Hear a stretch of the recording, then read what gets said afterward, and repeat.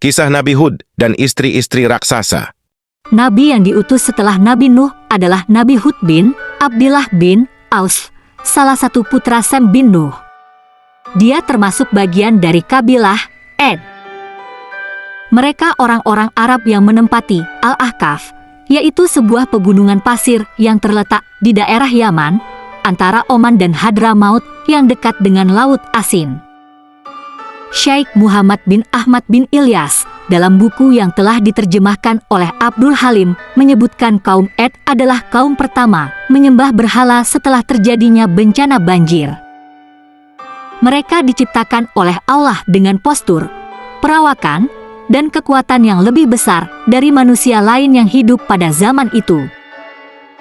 Kabilah-kabilah ini dipimpin oleh seorang raja bernama Jaljian yang tingginya sekitar 100 siku. Oleh karena itu, ketika dia berdiri bisa menutupi matahari dari bumi, dan ketika dia meletakkan lengannya di atas sebuah gunung, dia bisa menghancurkannya dari semua sisinya. Wahab bin Munabbih mengatakan bahwa tinggi dari postur kaum Ed adalah 100 siku, dan yang paling pendeknya seukuran 60 siku. Mereka belum mencapai dewasa kecuali setelah berumur 100 tahun. Mereka bisa mencapai umur lebih dari 400 tahun, tidak pernah terlihat orang-orang dari kalangan mereka yang meninggal dan belum pernah ditemukan jenazah. Ukuran kepala mereka kira-kira sebesar kubah yang besar. Mereka adalah kaum yang kejam dan menyembah berhala. Wahab bin Munabbih adalah seorang pemuka tabi'in dan ahli dalam bidang sejarah. Ia diperkirakan berasal dari Arab Selatan dan berketurunan Persia dengan memiliki pengetahuan yang mendalam tentang kitab suci dan tradisi dari Yahudi dan Nasrani, sehingga memiliki banyak riwayat Israeliat. Menurut dia, 60 orang laki-laki dari kaum Musa pernah berteduh di dalam tengkorak kepala laki-laki dari kaum Amalakah. Zaid bin Aslam mengatakan, "Aku pernah melihat seekor serigala beserta anak-anaknya sedang berkumpul dalam kelopak mata seorang laki-laki dari kaum Amakalah.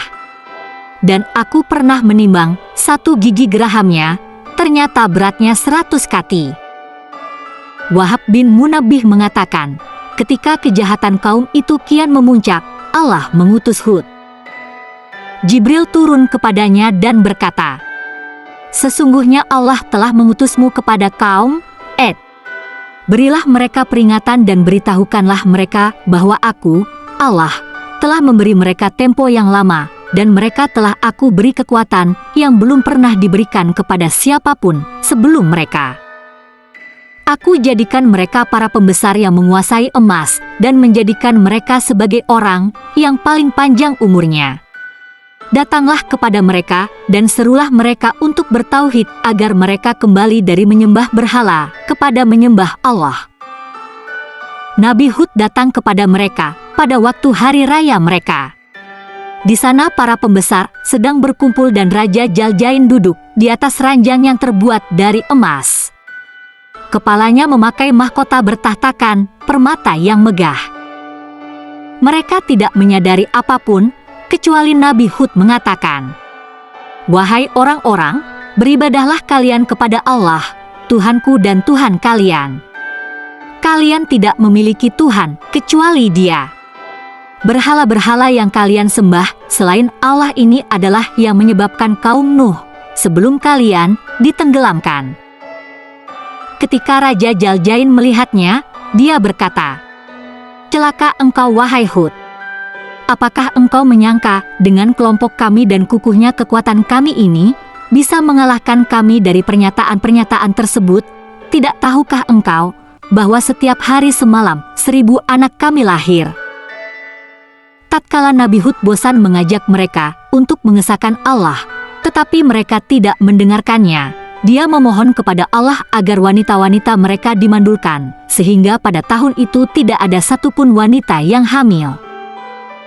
Mereka mengadukan hal tersebut pada Raja Jaljain. Mereka berkata, "Sesungguhnya Hud telah membuat istri-istri kami mandul. Kami khawatir apa yang dikatakannya itu memang benar." Kemudian Allah mewahyukan kepada Nabi Hud, "Kabarkanlah kepada kaummu agar mereka beriman kepadaku. Jika mereka tetap tidak beriman, maka akan aku kirimkan kepada mereka angin yang membinasakan." Ketika mereka mendengar kabar itu dari Nabi Hud, mereka melemparinya dengan batu. Nabi Hud tetap mengajak mereka selama 70 tahun dan di saat itu, mereka terus melemparinya dengan batu. Ketika Nabi Hud merasa putus asa dengan mereka, dia berkata, "Wahai Tuhanku, Engkau tahu bahwa sesungguhnya aku telah menyampaikan risalah-risalah MU kepada kaum Ad, tetapi mereka tetap dalam kekafiran mereka, karena kesesatan mereka yang nyata." Selanjutnya, Allah menghentikan hujan dari mereka selama 7 tahun. Setelah tanah mereka mengering, hewan-hewan ternak mereka binasa, sementara kebutuhan mereka kian meningkat, sehingga mereka banyak yang mati hingga mencapai setengahnya. Ibnu Katsir dalam kitabnya berjudul Qasas al-Anbiya mengatakan kaum Ad sempat mengirim delegasi ke Baitul Haram untuk berdoa. Menurut Ibnu Katsir, terkait doa yang mereka panjatkan, para ulama tafsir dan ulama lainnya menukilkan sebuah riwayat yang pernah disebutkan oleh Imam Muhammad bin Ishaq bin Yashar yang mengisahkan sebagai berikut. Ketika kaum Ad terus menolak dan memilih kafir kepada Allah, maka setelah itu mereka dilanda kekeringan selama 3 tahun tanpa ada hujan sedikit pun, hingga kehidupan mereka terasa semakin sulit. Dan pada masa itu, masyarakat sedang dalam masa kesulitan. Mereka meminta kepada Allah untuk dibebaskan dari kesulitan itu dengan cara mendatangi rumah suci di tanah haram, dan cara itu dikenal oleh seluruh masyarakat pada zaman itu. Saat itu, tanah haram ditinggali oleh kaum Bani Amalik, yaitu keturunan dari Imlik bin Lauds bin Sem bin Nuh. Sedangkan orang yang dituakan di sana adalah seorang laki-laki yang bernama Muawiyah bin Bakar, dan kebetulan ibunda Muawiyah yang bernama Jalhadzah binti Al-Khaybari juga berasal dari kaum Ad. Kemudian, kaum Ad mengutus delegasinya yang kira-kira berjumlah 70 orang. Mereka ditugaskan untuk berdoa di tanah haram, memohon agar kaumnya segera diturunkan hujan. Lalu sesampainya delegasi itu di kota Mekah, mereka langsung menemui Muawiyah bin Bakar dan menceritakan kondisi mereka. Kemudian mereka meminta izin kepada Muawiyah untuk menetap di sana untuk sementara. Hanya saja, di sana mereka dihidangkan dengan minuman keras dan mendengarkan senandung nyanyian dari 2 orang penyanyi wanita yang disediakan oleh Muawiyah. Setelah 1 bulan mereka di sana, dan Muawiyah merasa sudah terlalu lama menjamu mereka, ia juga tak enak hati dengan penduduk haram lainnya, maka ia berkeinginan agar para delegasi itu segera pulang. Tapi tentu saja ia juga tak sanggup mengusir secara langsung. Maka ia pun membuat syair yang menyinggung mereka agar segera pergi dan menyuruh 2 penyanyi wanitanya untuk menyanyikannya di hadapan mereka. Isi syair tersebut antara lain, "Hei orang-orang yang meminta jawaban, sadarlah dan bangunlah, berdoalah kalian, semoga Allah mengirimkan mendung esok pagi hingga bumi Ad dapat terucurkan oleh hujan. Kaum Ad sudah tidak mampu berkata-kata lagi akibat kehausan.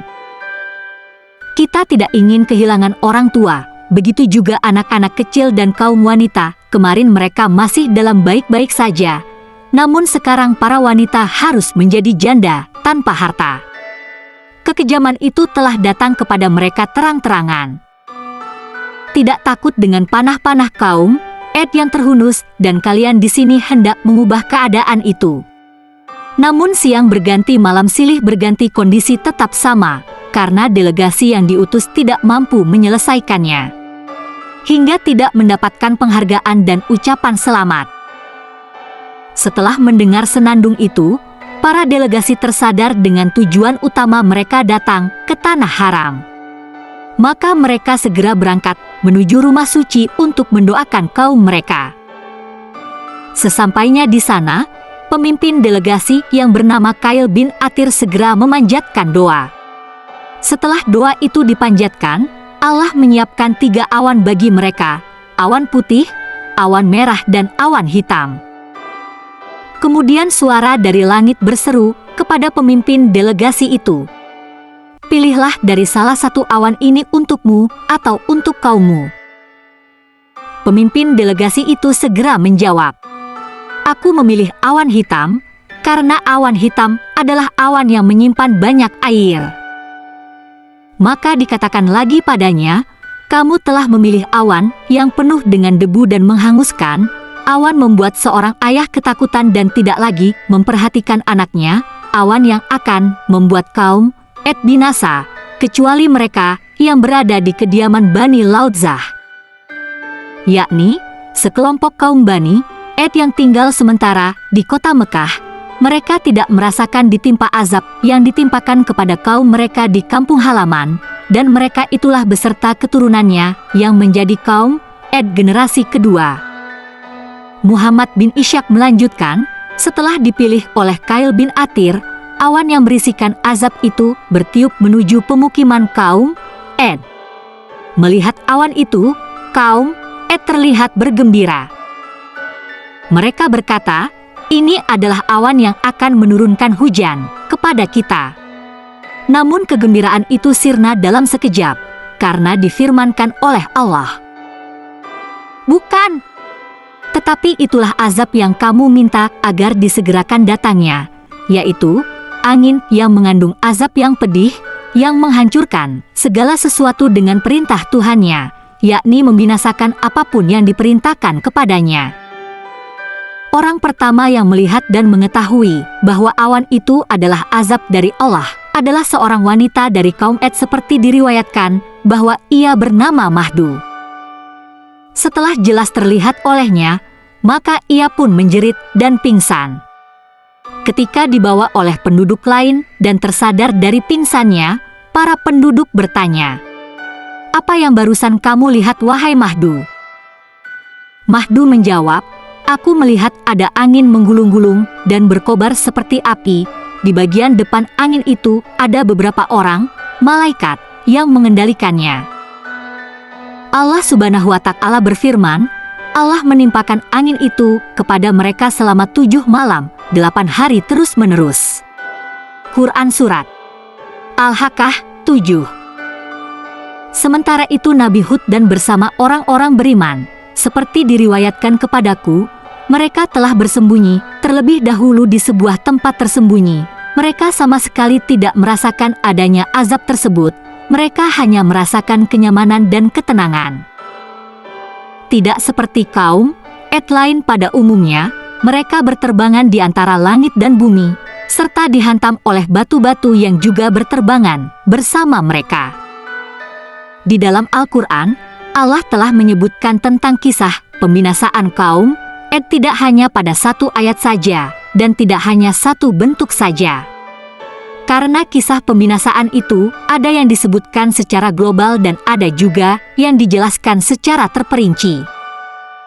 Ibnu Katsir menyampaikan contoh ayat-ayat yang menerangkan secara global. Antara lain firman Allah, "Maka kami selamatkan dia, Hud, dan orang-orang yang bersamanya dengan rahmat kami, dan kami musnahkan sampai ke akar-akarnya orang-orang yang mendustakan ayat-ayat kami.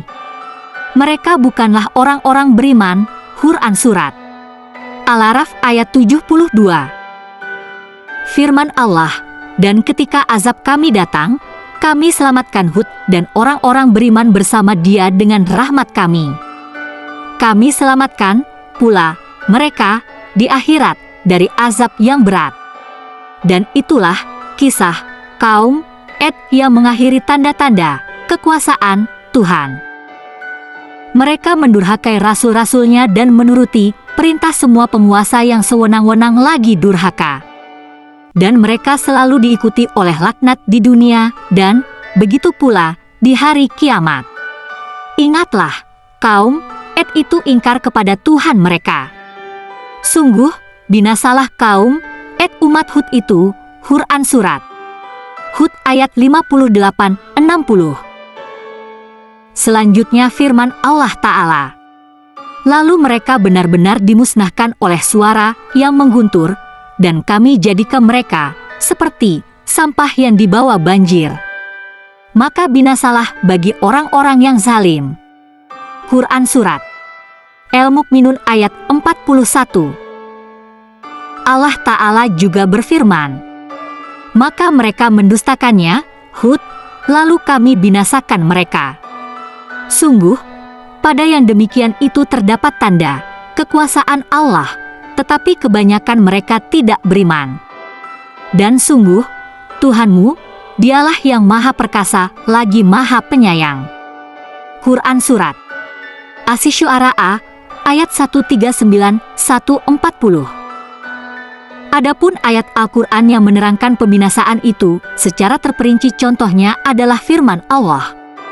Maka ketika mereka melihat azab itu berupa awan yang menuju ke lembah-lembah mereka, mereka berkata, inilah awan yang akan menurunkan hujan kepada kita, bukan, tetapi itulah azab yang kamu minta agar disegerakan datangnya, yaitu angin yang mengandung azab yang pedih. Quran Surat Al-Ahqaf ayat 24. Itulah kisah kaum Ad yang tidak mau beriman kepada Allah Subhanahu wa Ta'ala, sehingga mereka diberi azab yang pedih. Terima kasih sudah menonton. Semoga kisah ini bermanfaat dan bisa diambil hikmahnya. Semoga kalian semua sehat selalu, panjang umur, lancar rezekinya, dan yang sedang sakit semoga cepat sembuh. Amin amin ya robbal alamin. Jangan lupa sholat dan bersedekah ya guys. Subscribe, like, komen, dan share.